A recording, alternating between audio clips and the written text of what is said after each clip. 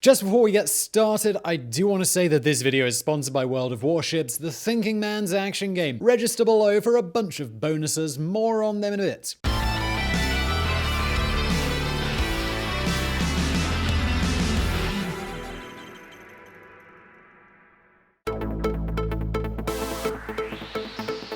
North Korea wouldn't be that well known if it wasn't for its nuclear tests, its tyrannical and extravagant government, and its characteristic insults of international leaders, especially those from the United States.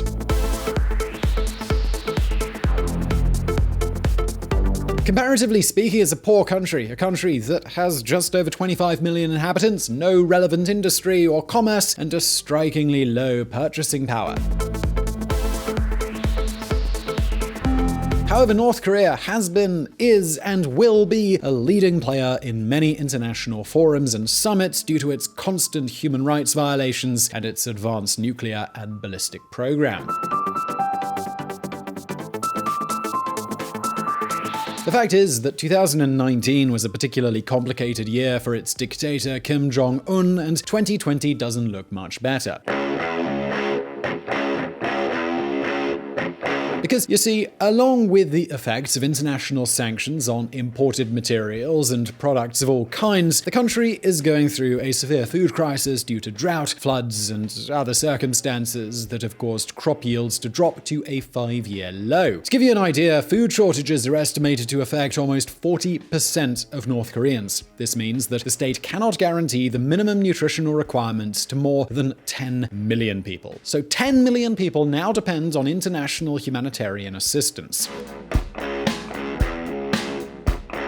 South Korea, for example, has offered them 50,000 tons of rice to alleviate hunger. However, as we've told you before on VisualPolitik, despite this difficult situation, the North Korean economy has been growing for years. Although growth has come in a somewhat strange, informal, chaotic way and is largely driven by the black market, the truth is that North Korea's economy has made certain progress in recent years. We're talking about an irregular economic growth, but it's estimated that in some years it averaged a 5% annual rate. But don't get too excited. We're talking about growth rates where the starting point was extreme poverty and growth which has only reached certain urban centers. 40% of North Koreans living in rural areas aren't even guaranteed energy. Growth and the North Korean government's investments in particular can only be seen in very limited areas such as Pyongyang and other secondary cities like Wonsan, Sinuju, Rason, or Samyon. In the rest of North Korea, people basically have to go out and cut the few remaining trees in the radically deforested landscape in order to keep warm in the winter. This image, this reality, greatly clashes with the other that is projected.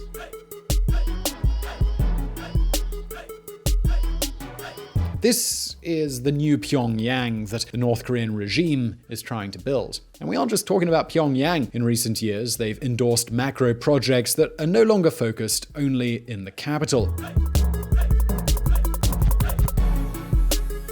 Projects which have prompted the international community to ask, are these the result of the megalomania of Kim Jong-Un, a young dictator who grew up studying in private schools in Switzerland and watching NBA games, or are they signs that the government wants to change? We can't answer that question, but in this video we're going to tell you about North Korea's main macro projects, and you might be in for a surprise. By the way, if you want to know where the North Korean government gets the resources for all of these projects, do not miss the video that I'm linking to in the description below. Just before we continue with today's video, I do want to tell you about World of Warships. The best way for me to do that is to jump over to the computer. This game is, just as it loads, I'll tell you that this is a massive game.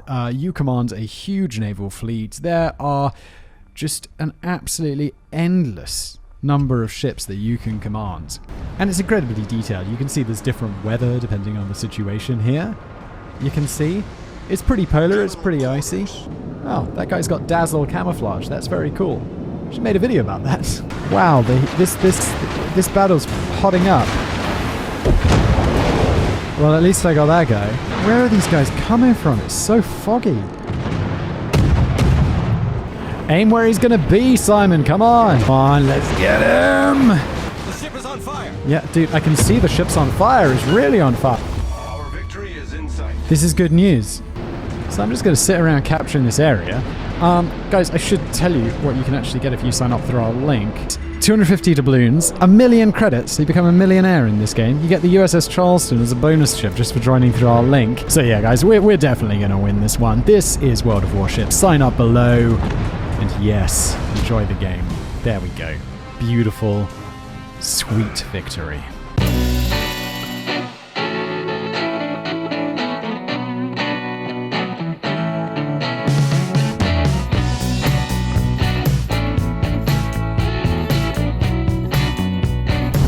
Pyongyang. From Stalinist grey to multicolor megalomania. When we think of Pyongyang, many of you might think only of the husk of that gigantic pyramid-shaped hotel that cost a bomb to complete. A husk that didn't see a single worker for more than 15 years. Between 1992 and 2008, construction was completely paralyzed simply because the North Korean government lacked the resources to complete it.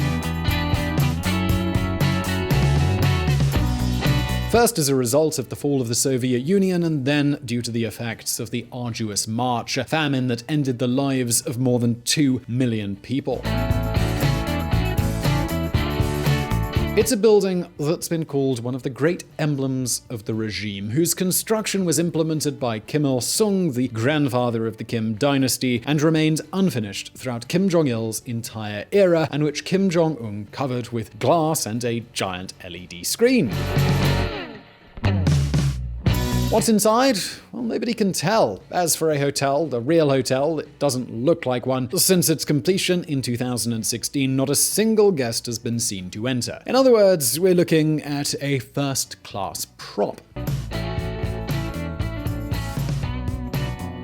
But don't think that this is a useless micro-project, not at all. Wait to see what has been erected in Pyongyang in recent years, and what's to come. For example, there's the Mirai Street of Scientists. Mirai means future in Korean. It's a street full of residential skyscrapers, shops, and restaurants serving Korean and international food. This avenue was opened as a prize for the nuclear program's scientists and for university professors who were in step with the regime. It has car access control, which makes it kind of a gated neighborhood. Social classes? Who said anything about that? And that's not all. The most recent one, in Romyong Avenue, was inaugurated in April 2017 and has almost 20 residential skyscrapers, many of them painted with blue and turquoise and decorated with lots of tiles to imitate the color of the glass of modern skyscrapers in neighboring South Korea and China. So what exactly is the real objective of these projects? Well, here the goal is twofold: a local objective and an international one. The local goal was the message that Kim Jong-un wanted to transmit to the North Korean power core in his early years as a leader. Kim wanted to convey the idea that even though he was young, he would be the one to modernize, develop, and transform the country no matter what happened outside it. And in a way, this was good news for the international community, an apparent change of spirit. Although the truth is that wasting resources on such sterile projects doesn't look like the best way to achieve it. And on the other hand, Kim builds all of these works, which he can't afford, to convey a message to the outside world. Something like, hey, you could throw all the sanctions you want at me, Juche socialism is strong and it will resist. Because that's precisely the message that holds Kim in power, even if he's only pretending. In any case, what seems clear is that this kind of golden veneer will continue for a while for Pyongyang. Kim Jong-un just presented a new macro project in 2019 to completely change the neighborhood that surrounds the ghost hotel. KCTV reveals large-scale plans for districts surrounding iconic Ryugyong Hotel. NK News. But just a second. So far, we've only talked about the capital, but what's happening outside Pyongyang? Is Kim also promoting these types of projects outside the flashy capital? The answer is, well, yes, he is. In fact, the most outlandish projects are being carried out beyond the capital, in particular in Samyon and the Kalma Peninsula in the city of Wonsan. But of course, you're probably thinking, Simon, who's ever heard of those places? The pronunciation dictionary definitely hasn't. Well, until now, they had no relevance whatsoever. But Kim, as a good kid who was educated in Switzerland, wants to have his own version of a European-style ski resort, as well as his own summer vacation town. And that's exactly what he's making. The objective, supposedly, to flood his country with tourism. In 2018, North Korea received a record number of visitors, 1.2 million Chinese tourists, 50% more than in 2017. And along with them, the odd handful of tourists from other nations. Of course, they're all duly accompanied by guides who control their movements at all times. Yes, tourism fever seems to be reaching even as far as North Korea. Would you like to know more about Kim's ultimate commitment to gain the foreign currency he direly needs after all of the international sanctions? Well, listen up.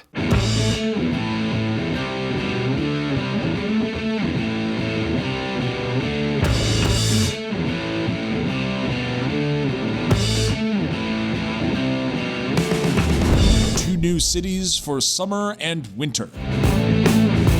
To turn North Korea into something like the Thailands of Northeast Asia, Kim Jong-Un is spending a lot of money, a lot considering the country's economic standing, to create tourist complexes. We can see two of the greatest examples in Samyon and Kalma.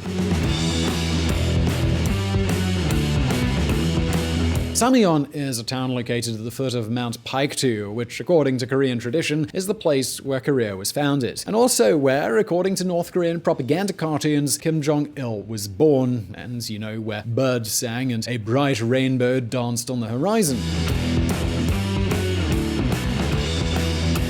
The fact is that today, this region is better known for being one of the most beautiful natural places in the country and for having fantastic conditions for winter sports. And that's precisely where Kim Jong-un decided to build his miniature Switzerland. Therefore, he ordered the entire town to be demolished to build a new one with a large hotel, shops, apartment blocks, and houses with colored roofs to house 4,000 families, 380 public and industrial buildings, and of course, a few ski slopes. All this was built in a year and a half. Of course, when we look behind the curtains, the story isn't as impressive. To complete the build, the regime employed semi-slave labor and even the army itself. Workers were mobilized from forced labor camps, and electricity had to be redirected from the surrounding towns, leaving the towns without power. And all this in order to finish as planned in the first quarter of 2020 to be able to take advantage of that year's winter season. Because if there's one thing Kim needs, it's cash. Dollars, euros, yen, yuan, money.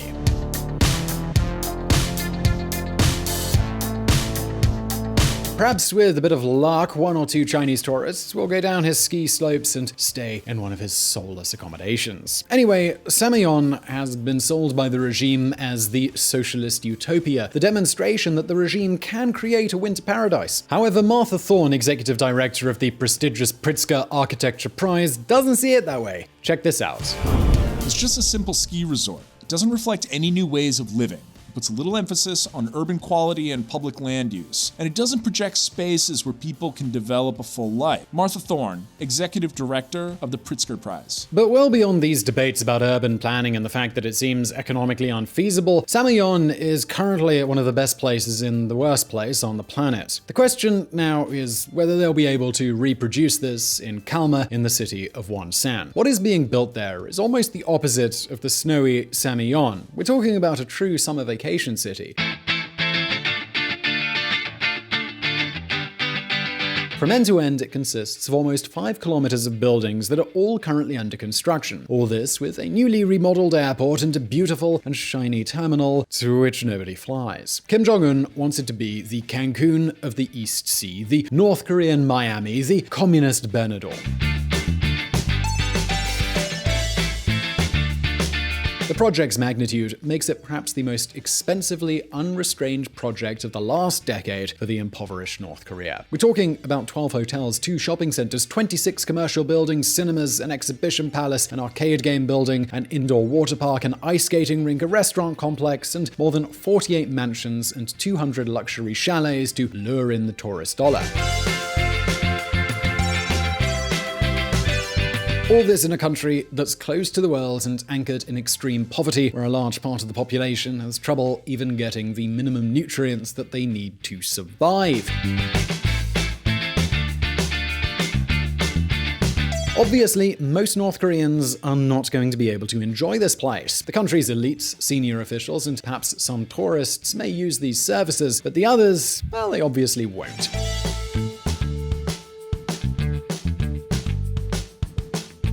And it doesn't stop there, because in addition to Pyongyang, Samyon and Wonsan, other cities like Sunoju on the border with China are also seeing a certain real estate boom. For example, there's the construction of the sun-shaped hotel in the Gangmun district. It's designed to house businessmen once the Sinuju's special economic zone between North Korea and China is activated. Right now, that zone is crippled by international sanctions. Kim's idea is to reform the entire riverfront of the Yalu River to not only exploit the growing economic activity that is brewing in this area thanks to trade with China and the black market, in which the government itself participates, but also to make the view from the other side, where the prosperous Chinese city of Dandong is located, a picture of development and prosperity.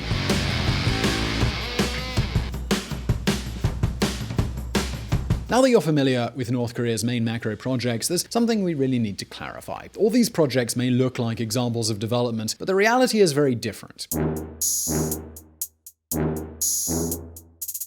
In most cases, these types of projects simply end up empty because there are no people to attend or customers to pay for anything. They're just ghost towns. If he doesn't radically open up to the world, Kim Jong-Un will be wasting hundreds of millions of dollars, which could be used for many more necessary things, such as improving the country's poor infrastructure.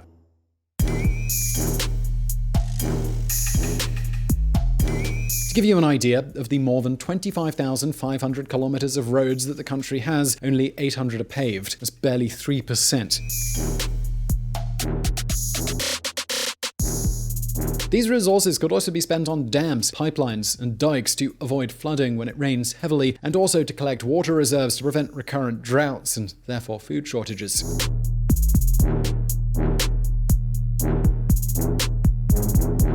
Or it could be spent on boosting electricity production once and for all, since most of the country is shrouded in darkness at night.